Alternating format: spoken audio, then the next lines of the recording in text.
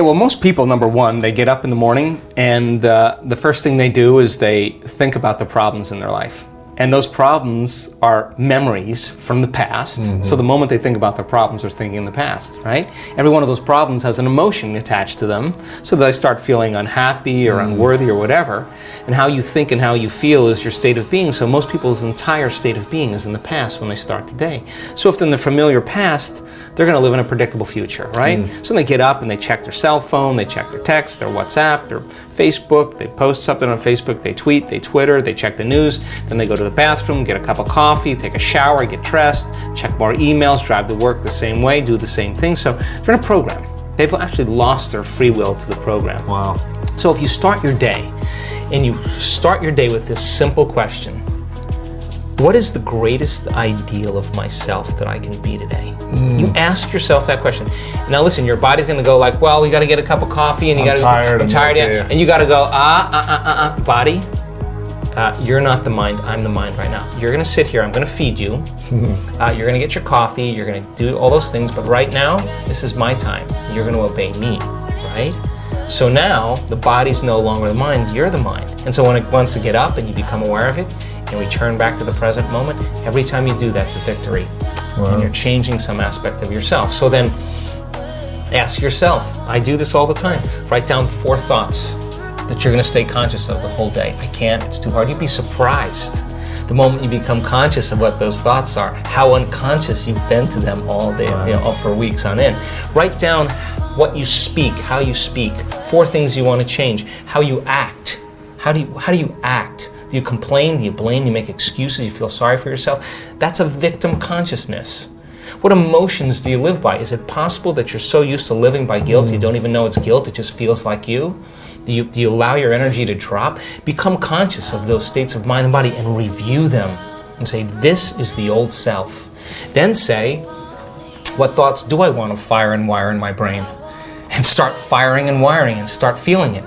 What behaviors will I demonstrate today? What choices will I make? One day, one lifetime. And just like you did, rehearse them. Rehearse the whole entire thing. Yeah. Begin to install the neurological hardware in your brain. And if you keep installing it, the hardware is going to become a software program and you're going to start thinking and acting that way. And then here's the tough part. Can you teach your body emotionally what your future is going to feel like before it's made manifest? And don't get up until you feel that way. Now, practice that for a few days and then see if you can stay in that state and watch all of a sudden all those weird doors start opening for you. Synchronicities, whatever they are. Number 2, take a time at the end of your day, before you lay down, and give thanks for your life and feel gratitude. And really teach your body what it feels like. The emotional signature of gratitude. When gratitude means you're getting something. If I give you something that's of value, you would say thank you because you would feel it, right? So when you're receiving, you're giving thanks. So gratitude is the ultimate state of receiving.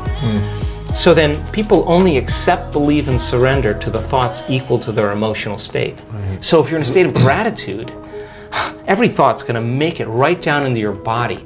If you're saying, I'm healthy, I'm healthy, I'm healthy, I'm wealthy, I'm wealthy, I'm wealthy, and your body's programmed in negativity, it's saying, no, you're not, no, you're not, no, you're not, that thought's going to stop right here. So as you elevate your state, there are about 1,200 different chemical reactions that go on in the body that begin to restore and repair the body in a state of gratitude. And so we've done the research to prove that. 10 minutes, and just feel it with all of your heart. That's it. Wow. Third thing, and very important, take time, whenever it is, sit down, close your eyes, and begin to just open your awareness to the space around you and just sense it and pay attention to it and become more aware of it. The act of opening your awareness begins to reduce the stress hormones and creates more coherent brainwave states. And I'm doing it right now. And it's just a practice. Yeah. It's just a practice. And the more you do it, the better you get at it. Wow. Who's been your greatest teacher? Ooh, life, no doubt about it. I believe that life is our initiation. I mean, I do my best to see my life as a reflection of my mind. And I think that life is our greatest teacher.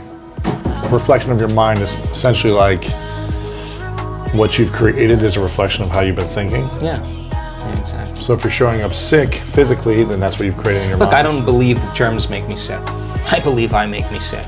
I do. I mean, there's no germs with my name on it out there. I mean, they're called opportunistic bacteria because they're waiting for an opportunity for your immune system to be compromised. And so, for me personally, you have to ask myself this question every day. At what point do I stop believing that I create my life? What is that point? So I'm always pushing that envelope a little bit more. So for me, I think life is our initiation. We don't need to go to any ancient school of wisdom in the Himalayas. Our life is our initiation, and when you meet the challenges in your life from a greater level of mind, you're going to begin to move through those initiations. And what is the side effect of that? Wisdom. And that's what we take with us, being wise. Powerful. Wow. But you have a piece of paper and you get to write down 3 things you know to be true about your life or the lessons that you would leave behind. And this is the only lessons that they would have access to. What would you say are your 3 truths? Ooh, wow. Number 1 is that the divine lives in every human being, and that we have to make an effort to connect with it every day. And when we do, it answers the call in ways that we would just never anticipate. And I know that to be the truth, and that nobody is so special to be excluded from that phenomenon. Number 2 is that we are the creators of our lives and not the victims of our lives. And that taking time in your life to invest in yourself is to invest in a future. And when you invest in yourself, you invest in your future. And when you believe in yourself, you believe in possibility. And I think that everybody secretly believes in themselves. So taking time to understand that we are just works in progress, and to find time to forgive ourselves and to forgive others and start fresh the next day is a blessing, And finally, I think that it's not our purpose in life to be popular or successful or beautiful or intelligent. Our purpose in life is to remove those blocks, those veils, those limitations that stand in the way between us and that divine intelligence. And when we do, it begins to make its way through us, and we become more like it. We become more loving.